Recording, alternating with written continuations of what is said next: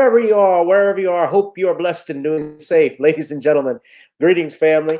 Of course, I'm tuning in. You see me without the glasses off today, but if you're looking for some opportunities, particular advertisement opportunities, then look no further at the link at the bottom to my email address. You can hit me up for advertisement opportunities. We are supporting and promoting your businesses here on this channel. You can also, if you would like to donate and subscribe to our Patreon, a link is at the bottom as well. So you have multiple ways in which you can advertise with the platform by emailing me when we go on through our live stream. You also have access to premium content, those that want to see premium content that you will not find here on YouTube or Facebook or Twitter, as I am suspended probably by now. You guys can check out the Patreon at link at the bottom. But advertisement opportunities, definitely email me, gavin.grich1@gmail.com for rates. And for the Patreon, it is the same as the YouTube channel. It is channel gboot2786. All right, I'll holla. Peace.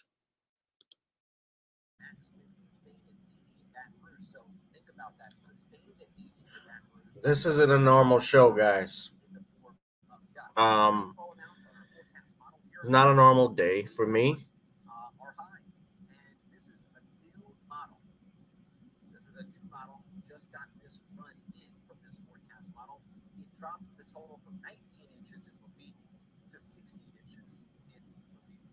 Yes, I'm fine, Black Voltron. Thank you for asking.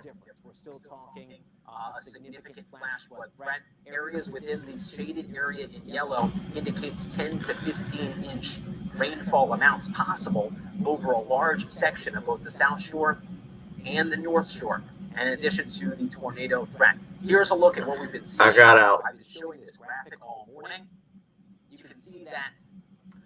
Doc Boss, I could really give a shit whether it's weather warfare or not right now, man.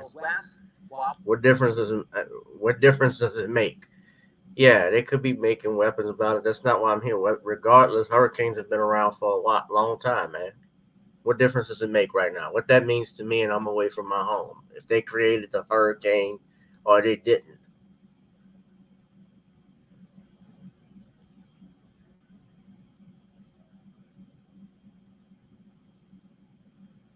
All right, now I'm exhausted right now because I'm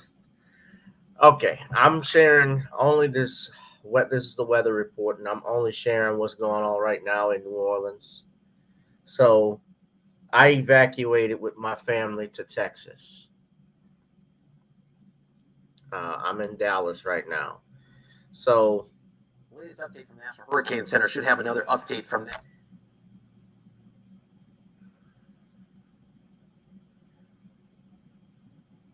Are we good, Gretchen? That's the Jefferson Parish. Okay. Okay, good afternoon, everyone. We are here at the emergency 7 Tamika, I'm going to toss it over to you. We'll have more information, and we'll get the latest update from the National Hurricane Center. Should have another update from them. Okay, I don't know what's going on with that. Hold on a second. All right, I'm not the pretty...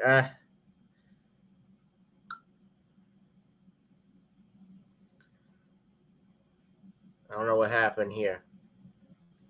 at the Emergency Operations Center in Jefferson Parish in Gretna. I'm Parish President.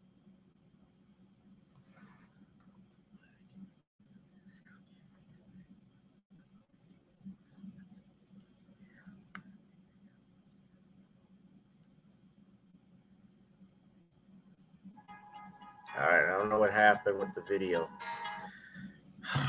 Look.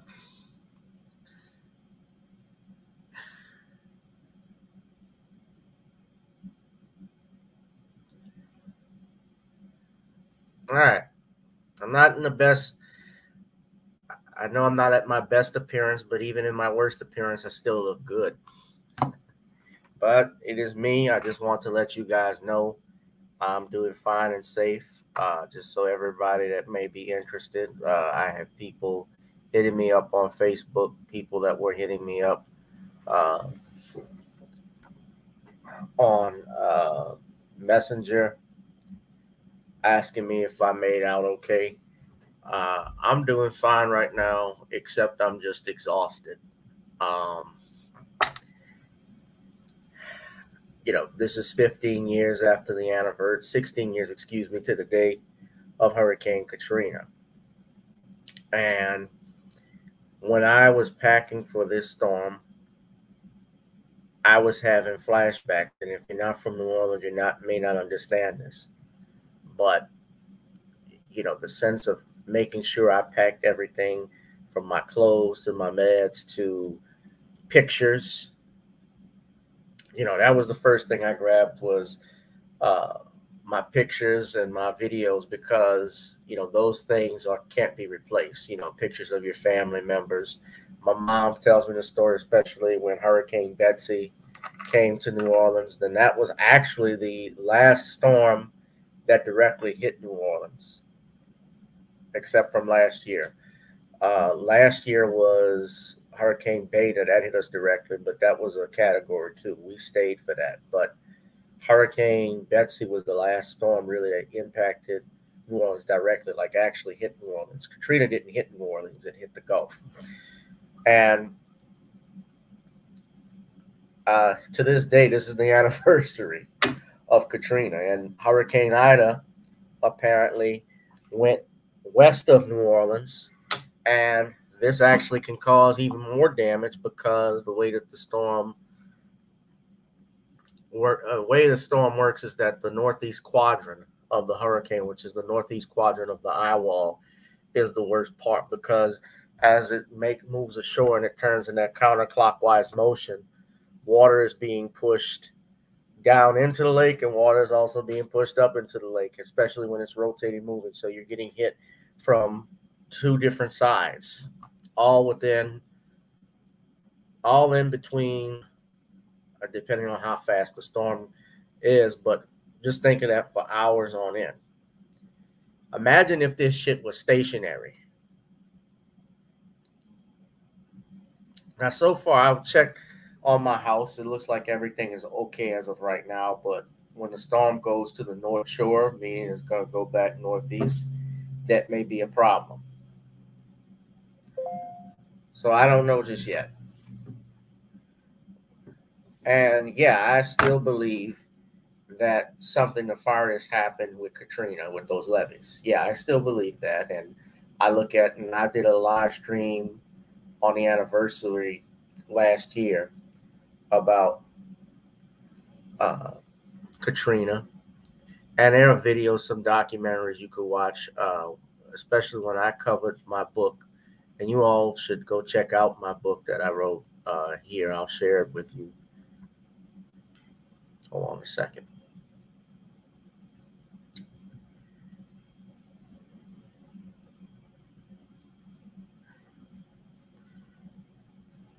This was my book I wrote back in 2008 when I was a senior in college.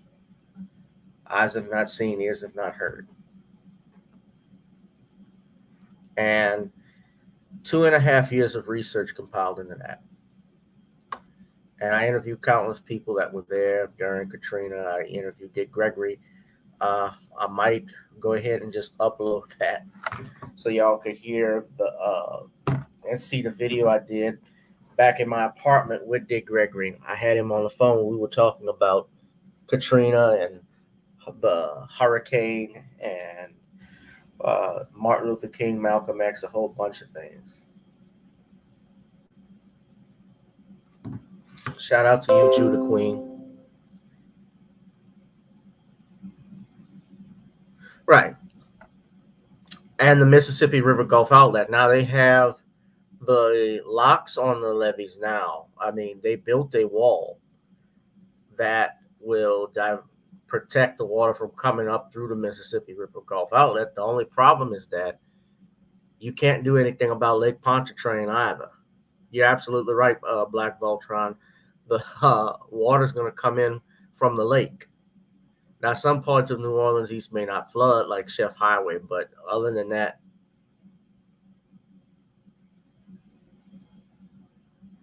yeah, Tariq talks about it. I've spoken about it, but when you look at, and why I always suspected they did something, is the fact that immediately after or during this, most people don't know that Ray Nagin had a meeting with some business leaders in Dallas that September, right after Katrina happened, like immediately that week. And they told Nagin that they wanted to see a much smaller New Orleans. I remember when they had this, y'all ever heard of this Bring Back New Orleans Commission? The Bring Back New Orleans Commission that featured, Archbishop Francis Hughes, Norman Francis was on that board, as well as Anthony Mackie's brother, Calvin Mackie, who's a professor. All these Negroes. I think Winston Marsalis was on there, if I'm not mistaken. All these people that were on there, and the recommendation of the committee, maybe not those as individuals, but they were on that board. They wanted to not bring back New Orleans East and the Lower Ninth Ward. And y'all remember when Ray Nagin made the comment about this city will be chocolate at the end of the day at the Martin Luther King March back in 2006. And he caught flack for that. Hold on, let me see if I can play it. We as black people, it's time. It's time for us to come together. It's time for us to rebuild a New Orleans, the one that should be a chocolate New Orleans. And I don't care what people are saying uptown or wherever they are. This city will be chocolate at the end of the day.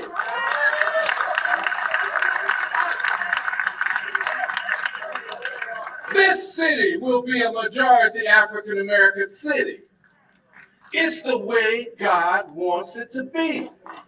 You can't have New Orleans no other way. It wouldn't be New Orleans. It's part of our culture to talk about chocolate cities. DC was the first chocolate city that ever came on the map. Newark, Detroit, New Orleans. So for me, the vernacular of saying chocolate city was not a big deal. I have used that in speeches for 3.5 years now. And I've even used it on Capitol Hill. So I didn't really think it was a big deal. Where I crossed the line was bringing God into the whole, discussion. And that's where I kind of zoned out. Saying that God wants New Orleans to be a chocolate city and that God was punishing the United States. I don't know where that came from. It was a crazy moment. Maybe I'm not getting enough sleep at night, but that won't happen again. Right. He said that, and that's when Nagin's problems began. Not that I'm a fan of Nagin, because Nagin failed to call the mandatory evacuation that day before Katrina, only to the day of Katrina, the day before of it.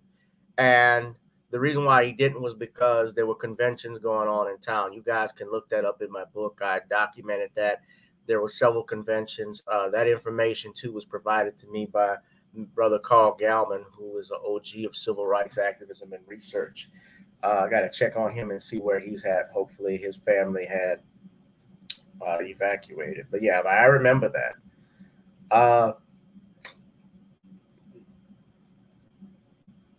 And, Nagin got punished. He got caught up in that scandal, supposedly taking bribes and so forth. But a lot of people suspect they went after him because of the Chocolate City remark. The men who killed, I wasn't going to use this. I actually wasn't going to do a long video, and I don't intend to do a long live stream today. Just going back over Katrina, because it does get difficult for me from time to time talking about some of this stuff. Because like I said, when I was packing my things, I just was having flashbacks, because I remember leaving early that morning, having to pack my clothes, I was the one in the family that practically packed 50% of my stuff. All my clothes I brought, my electronics. I bought my video games. I couldn't take the TVs or anything like that, but we took our computer. We took my mom. She got the pictures and photo albums. We had our video cameras. We took anything with memories on it like that. I took, and I made sure I took that with me this time. But yeah, you got to take your pictures. You also, and let me say this, bro. I see brother. How you doing, Judah Queen? Yeah, Baba Rashan. Maybe I need to link up with him once. Thank you, Bossa Queenie. But another thing you got to do too. And dark skinned brother, you're in Mississippi. Yeah, Mississippi is about to get hit by this thing too, because Vicksburg, I had to go. I think I remember too, and I'm going to get to this, was the traffic. But I want to say this, but one of the things I did remember as well, and my mom made sure to do this when we were leaving, she took pictures of the house. And that's something wise anybody should do. If you're in a hurricane, an area that's susceptible to hurricanes, to rain, to wind, flooding, before you evacuate, you should make sure you take video or pictures of your entire house. So that way, when insurance companies want to cheat you out and say, well, we don't know the damage of this, or if this existed here, do you have receipts? And some of us don't keep our receipts, but it's important to at least take pictures of everything that you have. You can do that with your phone since there's a timestamp on it. And that way there's no issue about whether you own this or not. So I took pictures of my room. My mom took pictures of the house, so we're good.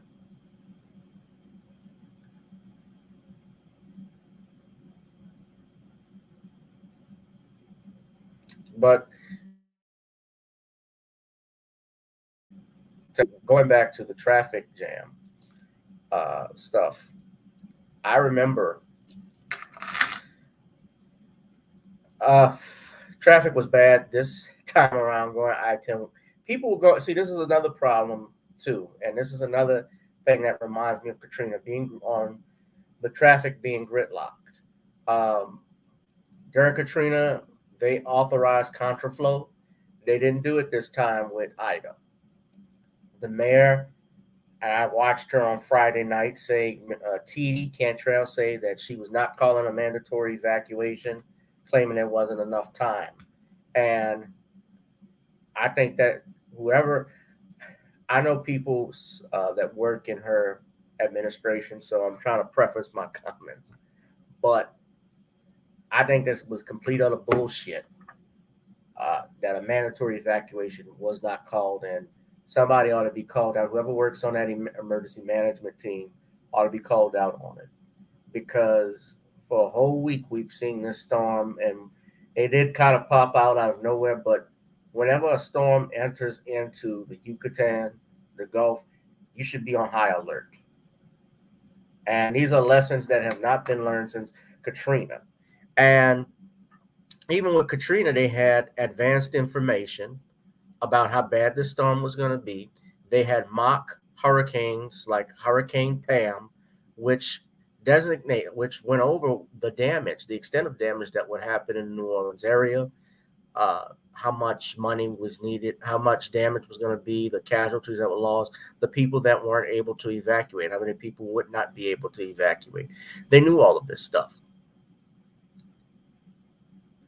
But with this thing with the contraflow, what I ended up doing to get to Dallas, I had to take I-55 north and go through Hammond, Kentwood, as well as, and then getting up to Mississippi through Vicksburg, then turning left to Jackson, Mississippi, going back into Louisiana, going through Monroe, Shreveport, and eventually I ended up in Dallas. That's traditionally the way that you have to do it, because I-40, if you were going I-10 westbound, it was going to be bad. We're just talking about the Hurricane Butterfly 70.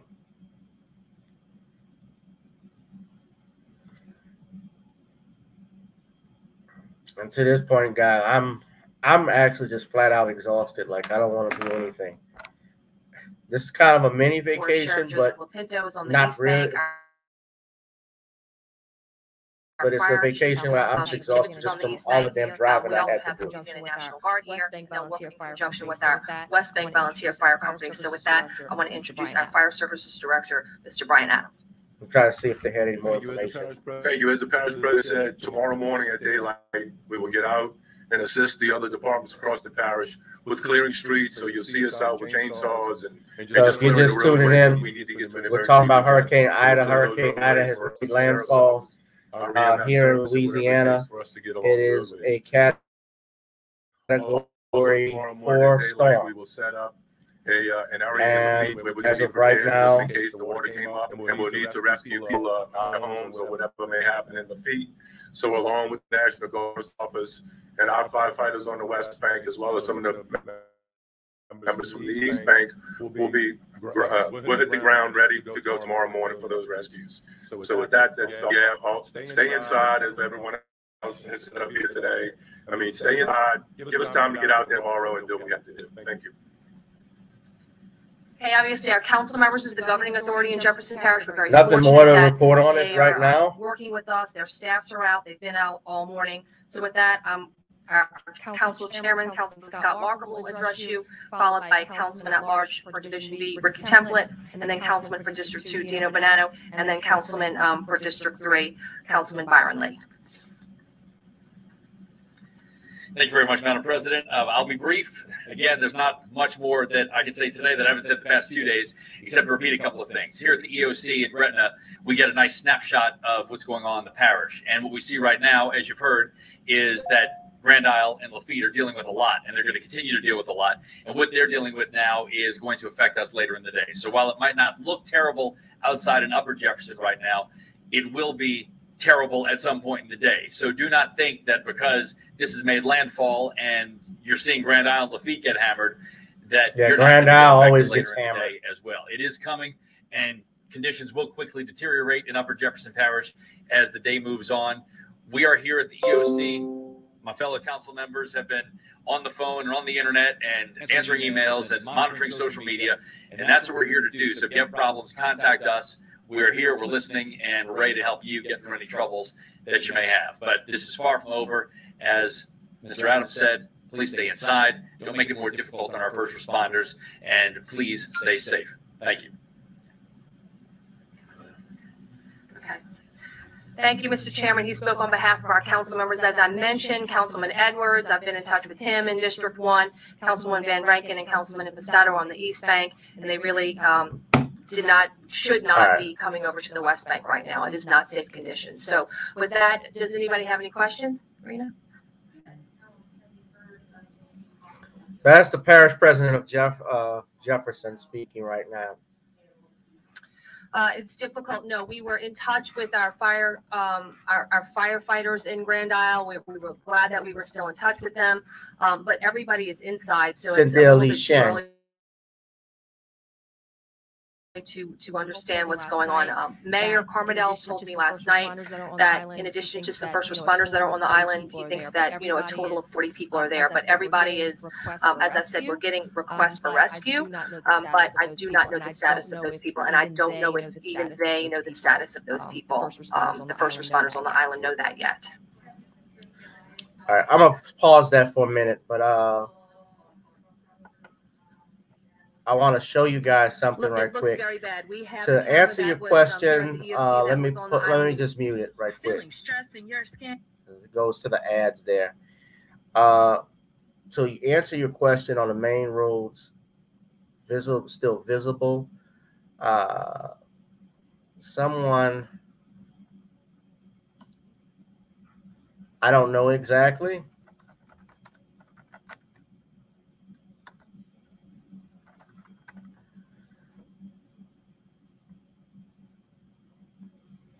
Actually, we can go to WWL right now, and we could take a look.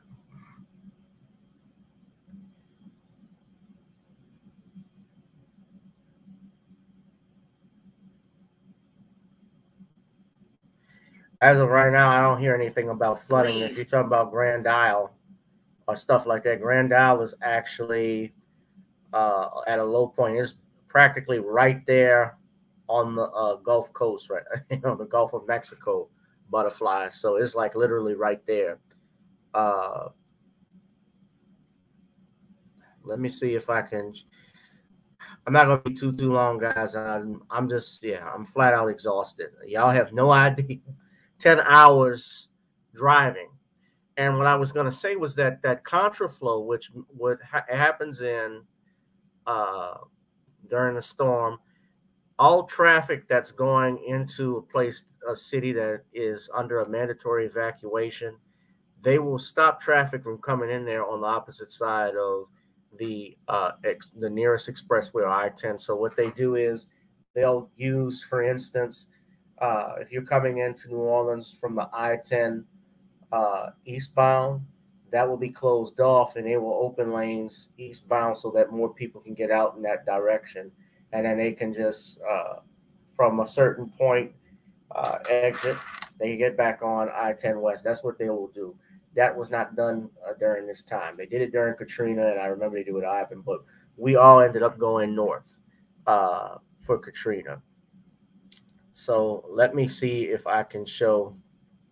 Have begun. Most of them right now are in the Grand Isle area and the lower part of Jefferson Parish. Places like Lafitte, Barrett's conditions there are deteriorating. It talked a little bit about what Grand Isle has already seen. They had some pretty high winds there, very high winds there. Multiple people who did elect to stay on Jefferson Grand Isle Parish have called 911, but they don't know if those people were able to get help. There's about 40 people in total on the island. About half of them are first responders. And they say that those kind of conditions are going to be slowly moving north through Jefferson Parish. So even if it looks okay right now, stay home. This is the time to stay inside because things will be changing rapidly from here. I think another thing that we heard from Jefferson Parish officials is that as of right now, there's already 6 feet of water. You can see the cars on the street. No way in and out. So that's not Jefferson Parish. That looks uptown. First responders who are on the island are really responsible for, are going to be responsible for getting those people out. But they said, they sort of gave a warning about this 2 days ago that if you're going to stay, it may be a while before first responders can get to you because they cannot get to you when it's not safe. Yeah, and this looks like we're showing Carrollton Avenue. That's Carrollton, yeah. That's driving down Carrollton. You can see all the limbs down, things like that. Power is a huge problem already. Yeah, and as Chris was mentioning, power has gone out in some places. The pumps are turned. Pumps are not working. The pumps weren't working in Lakeview. I know one of the pumps in New Orleans East wasn't working before that, man. Hunters, they just fucking neglected it. Continuing to fly into the center of the storm as it makes landfall, but our radar wind estimates, we use velocities to actually see what the wind speeds are, and it certainly looked like around Cocodritz, where we were looking at those cameras out at the Lumcon facility, we're at 130 miles an hour, so certainly 130, 130 to 150 we can verify. And you just see here in the city, and again, this is, as you mentioned, that's along St. Charles Avenue. Carrollton, actually. Carrollton, I apologize. They've only come up to about 40 miles an hour. Now, we are getting gusts up over 60 miles an hour, and that is also causing the damage. But right now, the sustained winds here in the city, in perspective, are not that bad, and they are going to get worse. We've been looking at our transmitter camera on the West Bank, looking back toward the city. I mean, it is rocking everything in our building. This is courtesy of WWL. Again, so I showed WGNL, and again, it's being shown for news and commentary purposes only. Fair Use Act of 1976. An extreme wind warning. We do not see those issued. That is almost like a giant tornado warning. So really, for the purposes of the landfalling storm, instead of trying to issue all of these warnings and the expectation of these sustained winds and wind gusts, the Weather Service has kind of done a rare feat of issuing an extreme wind warning. So you kind of treat it as if we were all under a giant tornado warning, meaning it is happening, and we are seeing those winds sustained of at least in the city now 40 to 50 miles an hour, and they are strengthening, and they will continue to strengthen over the course of the next few hours as the storm made landfall in Port Fourchon. We do. So that's Grand Isle right there. Grand Isle is getting his ass kicked. Not just the eye wall, which the eye wall has passed over Cocos, but the eye is going to be passing just to the east now of Cocos. It's going that way. Continuing probably on a trajectory right near Terrio, but likely taking it directly over Homa and then toward Thibodeau. So it looks like they are going to see the worst of the storm as the eye wall, or the eye, I should say, starts to make its way on land. Really, it needs to get much further than just this part of the coast. As I'd mentioned, there is a occurrence where storms can actually maintain their strength or even strengthen. Now, I'm not saying that this is strengthening, but that sometimes these storms actually maintain their strength. Well, they released a statement our coastline today, pretty much water until it moves a bit claiming 96. You actually reach solid ground. On yesterday, claiming 96 of 99 drainage pumps are available for service. The pumps that are down are located at DPS 14 in New Orleans East, DPS 6 in Lakeview near Metairie Road, and DPS 12 in Lakeview near Lake Marina Drive. Lake Marina, excuse me, Lake Marina Drive. But at least looking at radar data and the velocities, I'm having trouble really finding where those 150-mile-per-hour winds are. Regardless, our winds are about 100 miles per hour, less than that in the city. And I mean, it is just rocking here. And it is, as I said, for folks, whenever a weatherman rolls his sleeves up, guys, y'all know we're screwed. Day, and everything is creaking. Everything is rocking and rolling. It is going to be a very rough afternoon and evening. And St. Francisville is not even the worst. That's all the way folks along the coast have experienced West Feliciana. Heavy rainfall, those tropical downpours that are moving on through, and the strong winds that are now starting to push in. Now, that's past Baton Rouge. Baton Rouge is going to get it later tonight. A couple of hours ago, there was no water on the roadways. It was certainly wet outside, and the wind is really more of the issue. And just something else to note. Let me stop there for a minute, but let me show y'all something here. Right in the aftermath of this is actually, just so y'all know, I'm not lying about this, but yeah, but this is what Sewage and Water Board said. Yeah, the pumps were not working. The drainage pumps are down in New Orleans East and in Lakeview. 2 of them were down. Off of the roads, especially on the South Shore and down farther south. The North Shore really hasn't had, they've had some gusty winds certainly, but in terms of the rainfall, they are getting breaks in the rain. From the South Shore, it is a pretty solid. You can go to the sewage. I'm reading it from NOLA Ready. This is the City of New Orleans website. Going to give you an idea of some of the wind speeds. Now, these are the. I'm gonna post the link here. I'm gonna also post. Hold on, I gotta turn this off because I can't hear myself talk. I also want to go back, if we're talking about Katrina, just for a little bit, if I could do that before I get out of here. This is an actual article from Dr. Robert Bullitt. I met Dr. Bullitt in 2006 or 2005, around that time. And he wrote, and you can't find it on a website, but this is a 20-point plan to destroy Black New Orleans after Katrina, revisited 5 years later. So I actually met Dr. Bullitt, and he is a expert. He's a professor. I believe he was tenured at one point at Clark Atlanta, if I'm not mistaken. And he wrote the book, Race, Place, and Environmental Justice After Hurricane Katrina, Struggles to Reclaim, Rebuild, and Revitalize New Orleans and the Gulf Coast. And Dr. Bullitt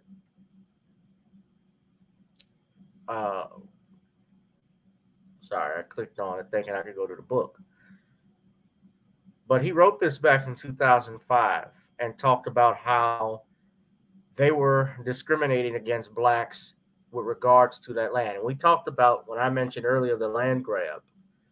He's a professor on environmental justice, and he lays out a 20-point plan on how they destroyed black neighborhoods. For instance, how they would downplay the black cultural heritage of New Orleans, promote rebuilding and a vision of a new New Orleans as if the rich black culture did not matter, or act as if it can be replaced or replicated in a theme park type redevelopment scenario. Yeah, the projects which were not even touched by water, certain projects like St. Bernard, Lafayette, people over there, they wasn't damaged, and they moved and cleaned all of those people out of there.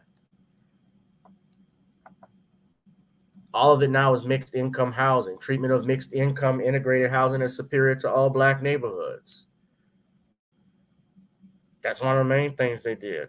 Allow oversight board to manage Katrina funds. The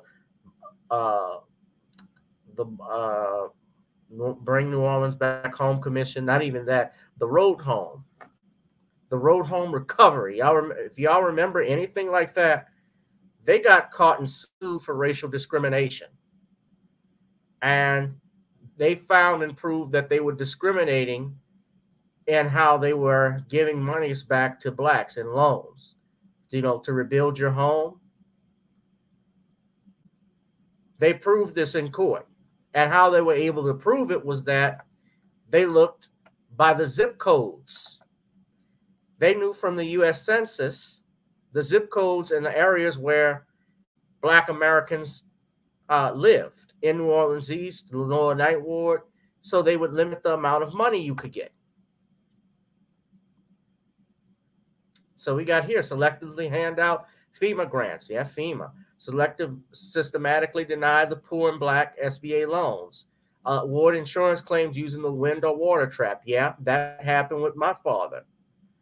I'll give you money for wind damage, but not water. I'm going to give you so much, since even though you flooded, I'm going to give you so much for what you lost above the flood line. Well, if I'm 6'4", if I'm 5'10", my father is 6 foot. He's not a giant. So you're not going to cover what we lost at the bottom, but you're going to cover everything we lost at the top and give me $30,000 or $20,000, whatever it was. It wasn't even a lot of money when what they tried to do. Of course, I'm just speaking hypothetically, but that was something similar that happened to my family. And not just my family, other families as well.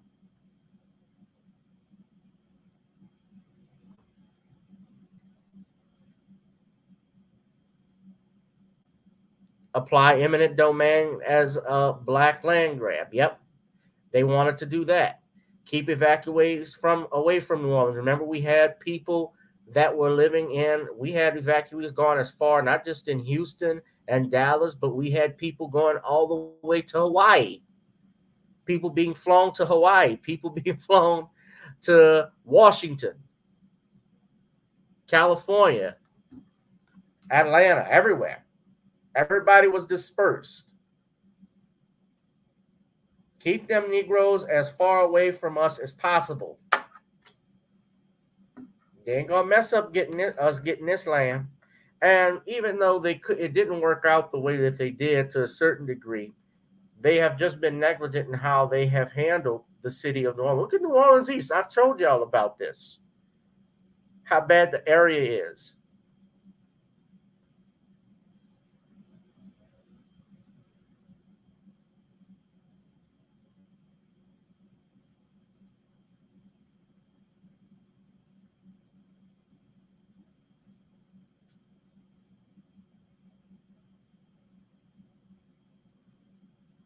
And they got mad at Nagin. And you see why Nagin's in jail. And again, I'm not saying Nagin was a great mayor. He wasn't.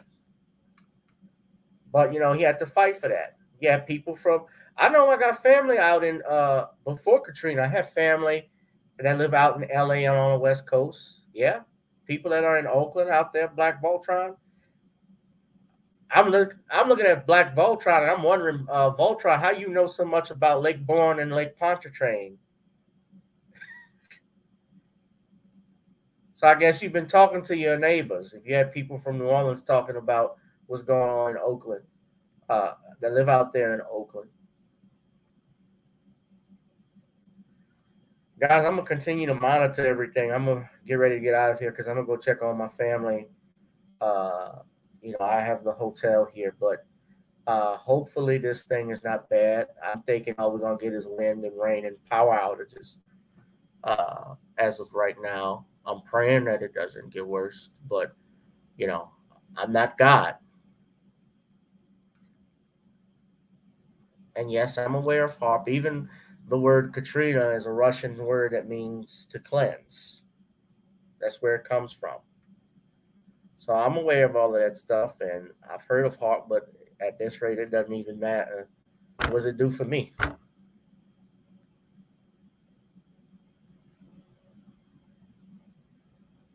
Actually, my dad's over there is talking about the wind and rain coming through because he evacuated from around this area. So, and people that went to Florida think it would be safe there. And you are in these areas, I certainly will try to check in for you every now and then as we go through this. But in terms of a short-term issue where a tornado warning may pop up on you or a flash flood warning, make sure you have the phones turned on and charged. Make sure you have, if you have a radar app, be checking that every now and then. Keep it on a local media station over there, some way that you could get, a recent warning, because we have so many people from this area, I know, that have evacuated in that direction. As is usually the case, if you evacuated on the western side of things, you're looking pretty good, because we don't really have anything off to the west right now. And as we said, over towards Lafayette and westward, you're just not going to have any issues with this, especially now on the current track, which takes this most likely up between Baton Rouge and Hammond. So at the end of the day, you have a tremendously strong storm system that continues to move inland here at this point. Turn off the storm report so we can get a little bit better look at the structure Clinton, of this, Louisiana. I'm well aware of Clinton. Nothing short of impressive. At the end of the day, if you have a that's strong around Category 4 storm, it's likely going to be an impressive looking system. That's East Feliciana. Sometimes we don't get that right at landfall, but we now have that just peak scenario here, which pretty much was our worst case thought coming into this, to where I don't think anybody's getting necessarily 20 to 30 feet of surge out of this. But at this point, we are looking at a significant storm surge. All of these areas outside the levee system, of course, and east of the center. This has been very well forecast by the Hurricane Center. And yes, I remember, JE. Local media that most definitely days, took over. But that doesn't mean it's any easier to take, really. And so we're certainly looking at just some devastating conditions here across a good portion of the immediate coastal areas of southeast Louisiana, as this system continues to move on shore. And you can still see those rings. That eye wall is maintaining itself pretty well here. Let me stop playing this one. Let me show y'all WWL, because they actually got video footage from the storm. Hold on. What's outside New Orleans right now, so you all can see that. Hold on, let's see.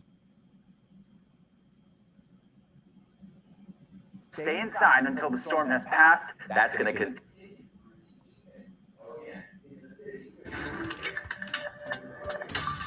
Good afternoon, I'm Zach. From WWL TV, this is continuing coverage of Hurricane Ida. Good afternoon, I'm Zach Talon. And so as we go through the next question, really through almost to us, so they had a video camera of it.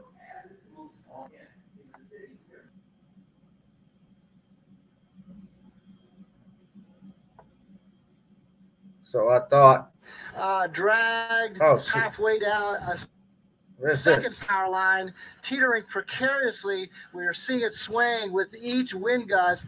And this is just an example of what we continue to hear about the deteriorating conditions, even here in New Orleans, where we're not getting the eye, but those 50 to 60 mile an hour gusts, whatever it takes you down a power line, is creating very, very precarious conditions. These two utility poles alone have brought down additional lights and signs, and it looks like this utility pole right here is maybe a couple of gusts from snapping completely. So this is just one early example of the kind of destruction that we could see with these kind of wind gusts. I know that some people here in the neighborhood said they had to move cars. They heard a very loud explosion as a result of this.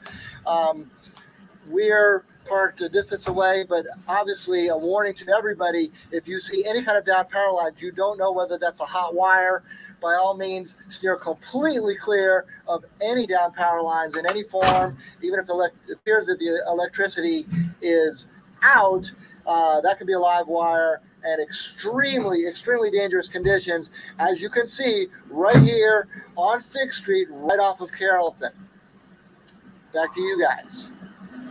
We have heard many reports of popping power lines and people losing power quickly across the metro area. Now, this is Golden Meadow, and this is an area where they've really seen some of the strongest effects of the storm. And you can see just the damage there as this hurricane is just ripping its way through that part of our viewing area. This is just such a dangerous situation right now, and officials keep saying it over and over again, but just don't go outside if you don't have to. Hopefully this weather video was taken safely, but that's key. Make sure that you're in a safe place before you do it. But you guys, look at this video. Well, and that's what Chris was talking about. He said not so much the storm surge is going to be a problem. That's that wind damage. And if that's what they got in Golden Meadow, think of what they got on Grand Isle when they took that direct hit from that inner band. Yeah, it's got to be just unreal at this point. It has to be unreal. And now we're seeing it in other areas too. We're on Twitter here. We're hearing about trees down on blocking roads in Kenner already. I've seen videos of trees coming down in backyards in New Orleans, and also power poles, just like we saw with Mike Pearlstein in Algiers, down blocking roadways as well. And we're not even seeing the full brunt of this. Yeah, actually, I think Mike was on Fig Street in Uptown. Yeah, it's unreal considering that this is not the worst of what we're going to see moving forward as the storm continues to make its way toward the New Orleans area. Yeah, and as we sit here in the building, you can hear it sounds like the roof is shaking. It does. It's crazy. And again, this isn't even the worst of it. No. Can't say it enough because it's just going to get worse. Well, yeah, and it's going to deteriorate as the day goes on. And we're talking about some of the problems we will run into. I mean, it's going to be power outages all over the place. We've already had more than 200,000 reported, 190,000, I think, in just the metro area. Right, and the damage is already beginning across the metro New Orleans area. Adriana Dalba is with one of our sister stations. She's here helping us cover this storm. She is joining us near I-10 at Orleans, where there's some damage there already as well. Yes.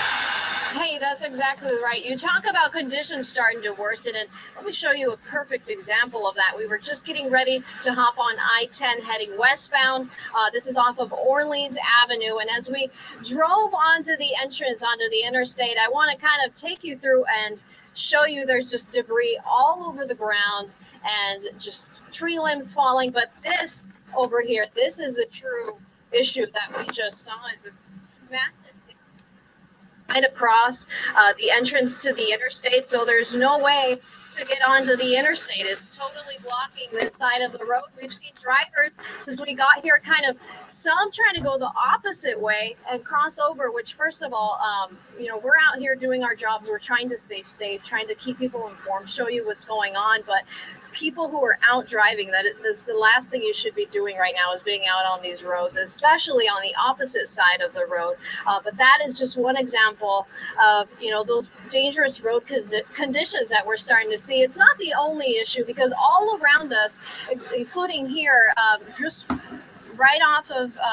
the I-10 westbound entrance and underneath the Claiborne Bridge, the street lights are completely off. We ran into an issue coming here when this car just completely zipped through. All right, that's enough of that. The street yeah, man, y'all see that the Orleans, the wind. We got a lot of wind damage out there in New Orleans. Right now it's raining. Main thing I'm worried about is flooding. I can deal with the wind and rain. When it floods is when it's worse, man. But I'm going to end this live stream right now, guys. I'll continue to let y'all know how I'm doing when I get back. You guys be safe, be blessed. Anybody that stayed in New Orleans, you can provide me with updates of what's going on. Y'all can actually just hit me up. You have the email link. You can also hit me up.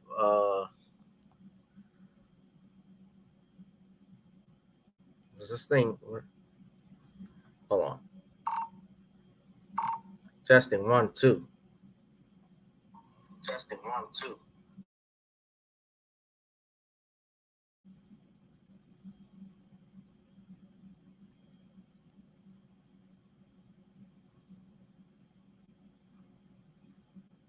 You're gonna hit me up on this thing called what's this called? Zello.